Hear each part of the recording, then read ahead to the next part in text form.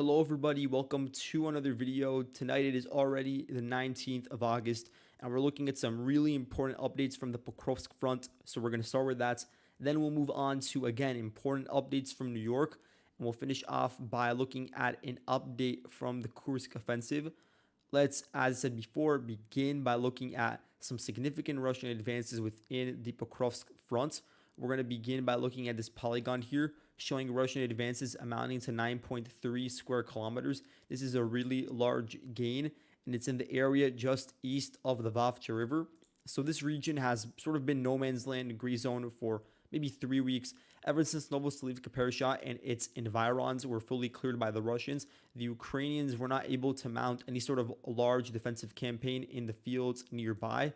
They were able to, I guess you could say, maintain small squads going back and forth through tree lines and around Mezhove and Skuchne, but that was the most. And the Russians never really made a serious attempt to push them out up until now. And now you have the certain elements of the Russian forces here that haven't crossed over the Vavcha River beginning to get involved into the fighting once again. You can see some of those unit icons on the map, units that have not been noted crossing the river that are very likely involved in now clearing out the eastern bank. And so far, they've been able to take over a large chunk of these open fields and hills that directly overlook villages such as Mezhove and Skuchne, meaning that it's basically impossible for Ukrainians to remain there given how close in proximity it really is.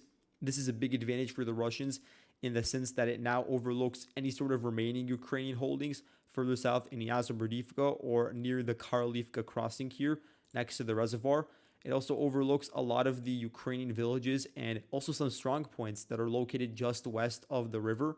So you could see that on the map here, Komishivka, Ptiche, Selydove, and their tributary that sort of extends out of the Vavcha River, all being overlooked now from the east, in addition to the various other places where they are being overlooked from.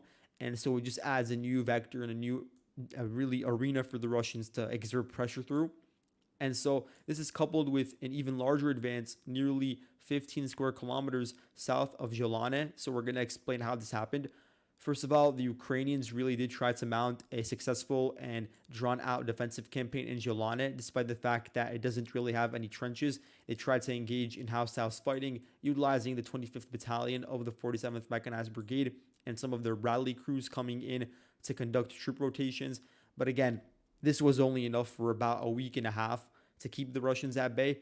And during that time period, the Ukrainians did not have enough wherewithal and the resources really to set up a backup defense line. So they really were just trying to buy as much time as possible by fighting within this town. But the Russians were able to quickly take it over, as we said. And they didn't really just advance southwards directly, but they also took advantage of their vector really along the rail line and made it really, really far westwards, all the way to Mykolaiivka. And from there, they were able to create this deep infiltration into the village itself. And as of 2 days ago, we're able to fully capture the village. And that includes an area of Mykolaiivka south of a horizontal road, which I'll show in its entirety here. It sort of connects to this highway, the E50 highway that is near Selydove. And then also it's a part of this T-junction, which then leads directly into Novohrodivka. So this is a really important road network that the Ukrainians use to connect some of their rear cities to the front line. And that includes an area like Novozhelane. And you can see based on the yellow marker, the yellow polygon, that it has been cut off by the Russians and that they actually started using it to begin their own assaults onto Ukrainian villages.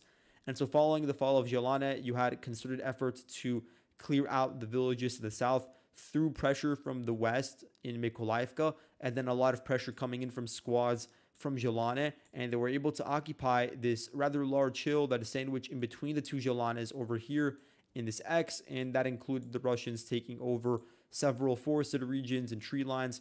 And we could see here some of the geolocations from the 25th Battalion trying to hold back the Russians.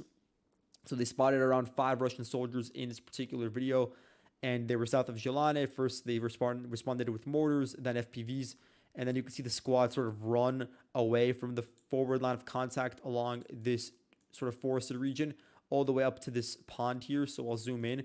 And at that point, they were engaged by the howitzers, D-30 howitzers, 122 millimeter artillery targeting the houses in which the Russian squad was located in. And so that's confirmation that the Russians have been able to use Yolana as a springboard to advance further southwards.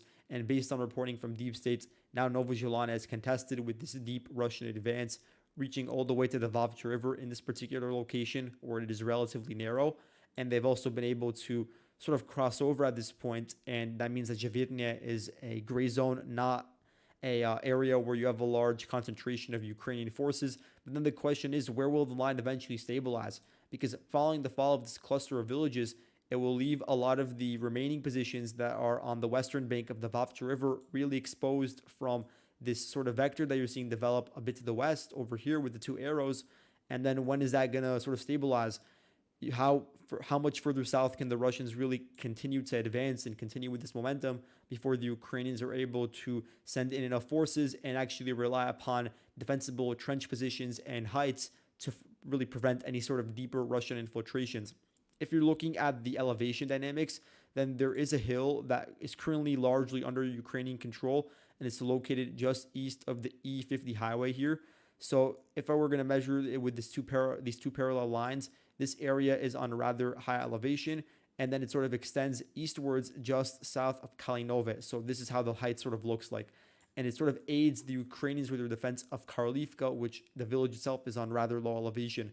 And so this region actually is pretty defendable, but you could see how it's really being steamrolled both from the east, where the Russians are putting pressure, and from the north, where we don't see signs yet that the Ukrainians are able to repel them. And speaking of that, the Strikes Drone Company, or one of the other 47th Brigade drone units, they released footage of a Ukrainian squad that was trying to hold a line in an area. It's not specifically geolocated, but just north of Novozhelana, and they were under intense Russian bombardment and direct fire from a tree line. And the Ukrainian squad, which was relatively small, was hiding behind this embankment made of dirt. And then they were at the last moment saved by a Bradley, which came in probably from Novozhelana and rescued them. So that was also an engagement that occurred during the Russian advance in this particular region. Now, the reason why I bring up the height before that is south of Kalinove is because it then ends up extending all the way southwards in this sort of line that you see here with these squiggles. And it is actually a really pronounced height, which is very compact in the sense that it doesn't simmer out. It actually connects for a large portion of the western bank of the Vavcha River. And the Vavcha River here, you could see that it is relatively wide in this portion over here, the vertical portion. And then here in this diagonal region, there's still the river, and it's actually a fallback line that the Ukrainians are hoping to utilize once they are pushed out fully of Novelske and cross the Horivka, and of course the nearby fields. And so what they really liked about this defensive position west of the river is that it has just these massive heights, and these are the same heights that are connected then to the Kalinova heights further northwards. And so now, due to the Russian advances that are really at a rather quick pace in comparison to previous advances, those same heights that the Ukrainians are banking on to defend against attacks from the southeast, they may be exposed to even earlier, more sort of premature attacks coming from the Russian side, from the north, that actually averts and is able to avoid directly confronting a lot of the Ukrainian defensive positions that were really built in a way to confront an attack from the southeast instead of a new flanking attack from the north at the same time. And so this could put a lot of question marks surrounding the status of this defense line in the future, its longevity, because this northern flank is so compromised. And that includes a lot of villages that are near this defense line, like Memrik, Ukrainsk. And these are rather large towns that have heights nearby and trenches and have a lot of like slag heaps that are used as impregnable fortresses. But the Ukrainians, when they really set up their defenses here, they did not foresee that they would be flanked from the north. And so the Russians were really able to unlock a new dimension, which acts as a sort of trump card and makes the defense there even more difficult. But that's a bit more medium term, I'd say. In terms of the immediate implications of the Russian advance here, including the capture of Mykolaiivka and Orlivka to the north, it means that there is really, really strong pressure on Novohrodivka. And it's so strong to the extent that there are already rumors, which maybe they will be verified soon, that the Russians have been able to actually capture Zhuravka, which means that they have continued advancing along this particular diagonal road and have made it to Kruty Yar and have actually been able to cross through and begin putting pressure on this Terrakan slag heap. Now, if they haven't done this, then they probably will in the future. They will send DRG squads to try to take over this particular slag heap. And that's because getting control over such an important local height would allow them to directly overlook the entirety of the town of Novohrodivka, which is partially on an embankment, but then other regions of the town are actually in a low-lying valley, and so it gives the Russians this really good vantage point, so close to the village itself. Amazing firing point as well to cut off logistics. And so the Russians really should be looking into targeting this specific area. I think this one is called Novohrodivka Mine number 3. The one a bit to the west here is mine number 1, and it's near a substation and a government office, as you can see, and it's also pretty close to the rail embankment. And then also a bit in the southwestern corner, you have number 2, and when it refers, that's the name of the mine basically, and the slag heap as well. So if we're on the topic of elevation, then of course you all know that the railway embankment that the Russians are advancing on is on really high elevation, but that same ridge extends to Mykolaiv itself, especially the southern portion, and then sort of extends even further westwards into an area like Marinivka, which is currently under Ukrainian control. And the nearby regions, such as the E50 highway and the trenches that are located here in yellow, you can see they're also a part of the same height system.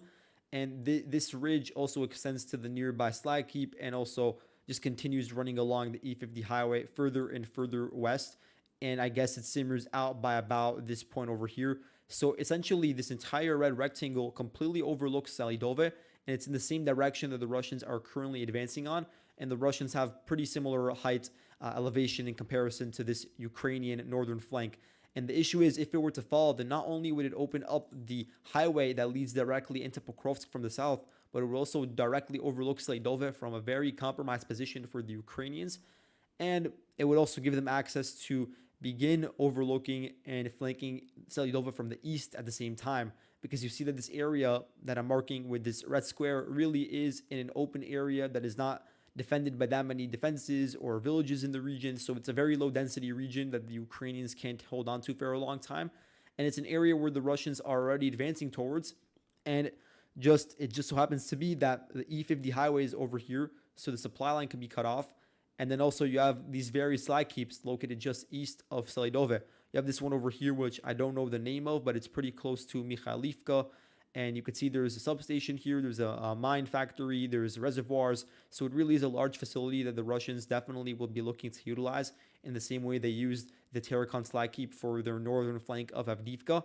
And then you have the Korachenka mine facility and its subsequent Terrakan located just at the northern helm of the city. And again, this is a really favorable position for the Ukrainians. So for the time being, it's actually a benefit for them because they're able to use it as a vantage point to fire towards advancing Russians. But once the sort of tables flip, if that were to be the case, then Selydove itself will be so exposed because it is located at one of the lowest points in this entire battlefield because the Salona River runs through it. So it's located in the middle of this really massive river valley. And so Selydove itself, I'm really concerned for it based on the events that are occurring to its east and what could be happening to its north, especially given the condition of Novohrodivka, where it's now being assaulted from the southeast because of the Mykolaiv attempts, and it could also be assaulted from the north based on the information from Zhuravka, and it definitely is already being attacked from the Orlivka direction directly through the open fields that are located just to the east of the town. And so there is a lot of pressure mounting on Novohrodivka, and it would be important for the Ukrainians to maintain control over it, at least while they're able to stabilize the situation in other parts of the front line. Because when you have so many holes and there isn't a stabilization that is able to be implemented in a fast enough time, and the Russians are able to then knit together all of the various exploitations across the front and then unify their vectors, and then that leads to even more substantial advances. But because the Russian forces have been advancing here for a rather long time, then there is the hope for the Ukrainians, and this may not happen because the Russians do still have some sort of strategic reserve in this region, even after moving some to the Kursk region. That eventually there will be a sort of operational pause, not entirely, but just to give some sort of rest or rotation. If that doesn't happen, though, then you could already see that the dynamics are in place based on attrition rates and the movement of units away from particular parts of the front line. That could lead to a lot of these villages being taken over by the Russians at a rather quick pace. But the way for us to know for sure would be to see how the Ukrainians are able to mount a successful defensive campaign in rather large urban settings. Because as of now, in this part of the front line west of the Vavcha River, most of the villages that have fallen have been relatively small and they haven't had that many trenches around them. So you could give the Ukrainians the benefit of the doubt that they didn't really have everything going in their way to mount successful defensive operations. But then in Rodivka, even though the dynamics in terms of elevation are so against the Ukrainians because the Russians control the heights to the south now and are advancing through roads just to the southeast, Rodivka itself is a rather large village and does have some defenses around it that are not mapped, so I have to add them to the map. So this should be an area where the Ukrainians could show once again their defensive prowess and at least hold back the Russians to just enough to buy more time and build some tertiary defense line, send in reinforcements. So this will be our litmus test for how the Ukrainians can continue defending in this region as the Russians get closer and closer to Novohrodivka and Pokrovsk. So now moving on to New York, in the same way that I sort of gave this 15-minute soliloquy about the Pokrovsk front, I want to do that for New York probably in tomorrow's video. So we're going to be a bit more brief with the update here. But as you can see, Deep State themselves, they have updated the situation and they're really echoing a lot of what we're hearing from Russian sources. I haven't heard as many Ukrainian sources discuss this, but Russian sources are rather confident about being able to clear out the vast majority of New York following a Ukrainian withdrawal. And I talked about this in, I think, 2 videos ago, that really what we saw formulating, especially east of New York, was really, really dangerous for whatever Ukrainian squads were remaining there. You could see the pocket that was sort of formed by the Russians advancing from the south western direction from Selydove over here, and also advancing through the heart of New York in a way that you really wouldn't expect in an urban setting, because the center of New York has all these factories and duplexes. It's supposed to be an area that's really, really drawn out the process of taking over, but just due to all the dynamics surrounding attrition and not enough forces being able to reach the area in time, the Russian forces were able to continue their momentum and really rapidly, you could say, advance towards new positions in the northern parts of New York. And this created this sort of pincer movement from both directions that left a lot of Ukrainian squads either located in forested regions near ponds or in trenches that you see here in yellow, or in some of the eastern residential areas of New York, in a really compromised situation. And so now you can see, based on Deep State's map, the Ukrainians have largely abandoned this salient, and the Russians have come in and have started to clear out these houses and trenches, taking over about 4.5 square kilometers. But you can still see that there is some sort of salient here that the Ukrainians are probably in the process of withdrawing from.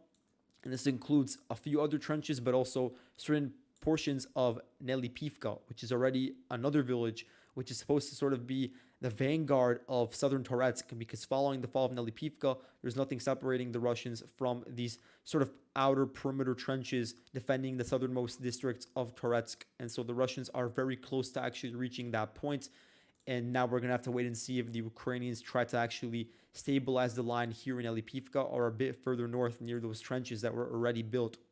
Now you can also see here that we have a vector here in the northwestern part of New York, where the Russians nearly took over 1 square kilometer. So here they were able to retake the school number 38, and the Ukrainians were able to counterattack in about maybe 2 weeks ago, a week and a half ago. And they basically isolated the factory region. It's probably the case that if there's a withdrawal going on, that no troops are really left here, or that it's a very minimal presence that's trying to just contain the Russian advances to the best of their ability. And then all the surrounding regions, these outlier areas, are probably going to be cleared out by the Russians, given their advances that are occurring along these 2 vectors. So one vector is along this road over here, this paved road that crosses over the Selydove River and then reaches into eastern Nelipivka, and then it connects with the road that the Russians are using to advance from Selydove to further to the northeast. The other vector is from this particular road over here, and then it crosses over the Torets River and into the heartland of Nelipivka. So combat is already really deep into that village, and it sort of all connects along this rail line. And this rail line, if you zoom out, it really does extend a long way, all the way up to areas near Konstantinivka, but that is less relevant at the moment.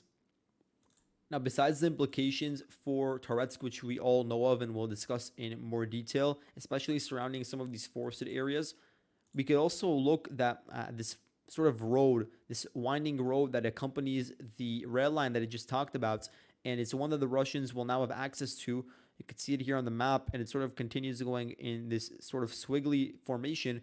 And this really would give the Russians their direct access to a whole host of villages that are located west of Toretsk. So that is, of course, a flanking option. And a lot of these villages are right next to a large trench system that was built by the Ukrainians. I think that the understanding is that when they built this, they really wanted to have a fallback line if Toretsk were to be taken over. And now Toretsk hasn't even really been entered into by the Russians to any sort of deep extent. And the Russians are already putting pressure from different areas towards this fallback line, this potential fallback line that the Ukrainians could be trying to use eventually to try to extend out the fighting and prevent any sort of deeper holes. And so the fact that the Russians can now actually access it, and if we're measuring it, they're only a couple of kilometers away in some cases, this could mean that the Russians will be looking to create some holes in this region. It could also mean that they want to clear out some of the regions to the west that are sort of protruding, like Sukhabalka and Selydove, which also have large densities of defenses, which is all a part of this potential fallback line. And that would really put a dent in Ukraine's long-term defensive plans in this region. So really look out for those sort of movements. Now, moving on to the Kursk offensive, we're going to begin with the west, where we have the most unconfirmed information so far. Deep State actually came out with an update about an hour ago, and Deep State regarding this offensive, they have been relatively slow to report news. I think that's because they are trying to maintain some sort of veneer of operational secrecy, but this time they've actually been one of the first sources to sort of definitively claim that the Ukrainians have been able to conduct some advances in the Glushkovsky area. And so what they claimed is that the Russians have withdrawn and the Ukrainians have taken over Snagost and Apanasovska over here a bit to the southwest, as you can see with this line. So they're claiming that the Ukrainians have captured those two villages, and they were able to capture the village of, let's zoom in so you guys can see, near Tetkino, the village of Otruba. So you can see this area that where Otruba is located is really disconnected from the main Ukrainian vector of attack. And now, I don't know if that's true. I know that as of August 17th, that's when the first rumors began popping up. And it was mainly pro-Ukrainian sources repeating what they heard, what they thought they heard from pro-Russian Telegram sources. And it was surrounding the village of Otruba.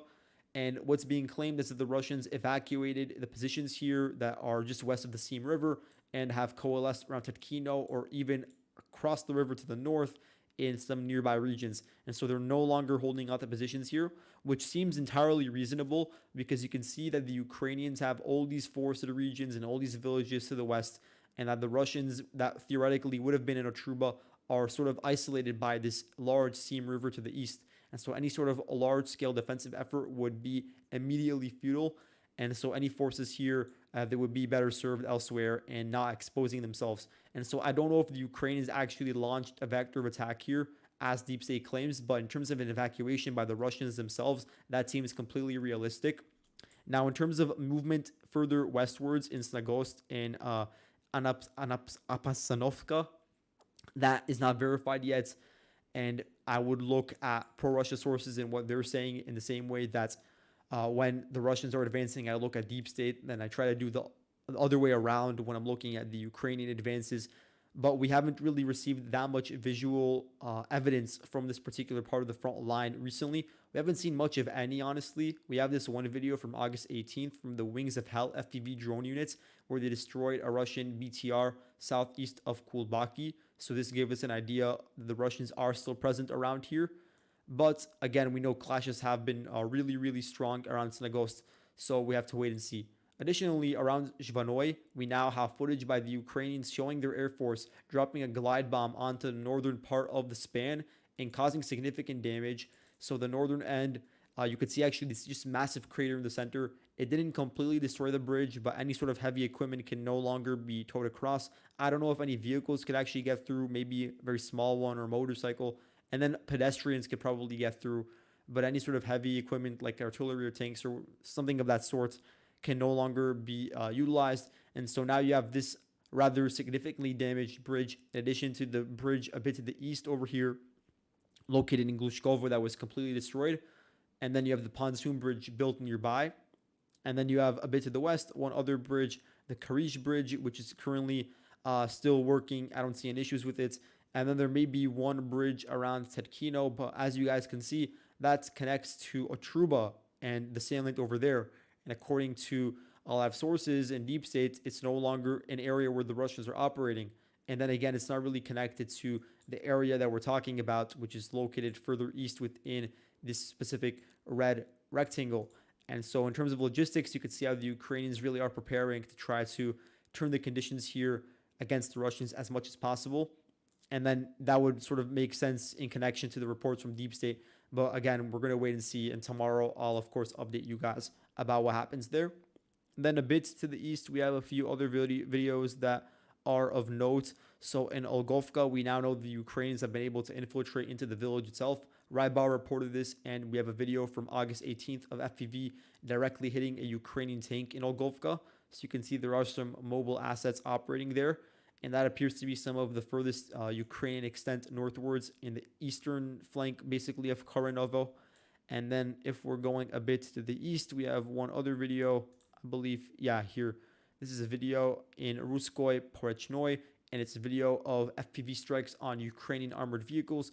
Again, some of them I think are Rothschild senators, but it's just a reminder that the Ukrainians actually are still operating around here, which I've been adamant about for a while, and we didn't have proof to back it up, but now we actually do have the video evidence to confirm that.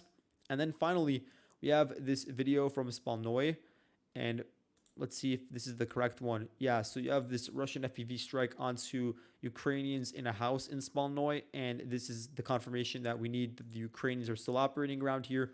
Some sources talk about the Ukrainians operating around Krupnets and Kamyshnoi, but no direct proof as of yet, besides that one video of the sort of Ukrainian squad being struck by artillery. And then, again, same thing with Borky. Situation is pretty ambiguous around there. There's one other sort of piece of footage that I want to show you guys. And if we zoom in, you could see that in this region, southeast of Kalinov, there's this massive forested region. And it's an area that is pretty accessible to the Ukrainians because they have Novohrodivka and then the road, and then they just have to branch out to the northeast. And so you do have a lot of Ukrainian DRG and mobile sort of activity around here. And so you have this one video showing Russian airstrikes onto a forested region just southeast of Kalinov, and this is confirmation that this area is a gray zone. The Russians are not in control of this particular paved road, which sort of leads northwards vertically, and that there are Ukrainian groups still active here. Then here, it's a video from the 3rd Battalion of the 82nd Air Assault Brigade, and it's an ambush on a Russian UAZ 452. So this Russian vehicle, it was ambushed, and the squad was killed, and then you could see also that there was the electronic warfare system stationed at the top of it to provide some sort of jamming maybe or support for drones in the region. And you can see that it was actually destroyed using a Striker infantry fighting vehicle. So this is confirmation that really the fighting here is back and forth, and that no one side controls this particular road. And this road, if we look at it, it leads northwards all the way into an area like Sheptukovka, where we know the Russians are. And this is one of the avenues through which the Ukrainians continue to try to conduct raids. And so, yeah, that's all I have for today. Thank you all for watching, and I'll see you guys in the next video. Goodbye.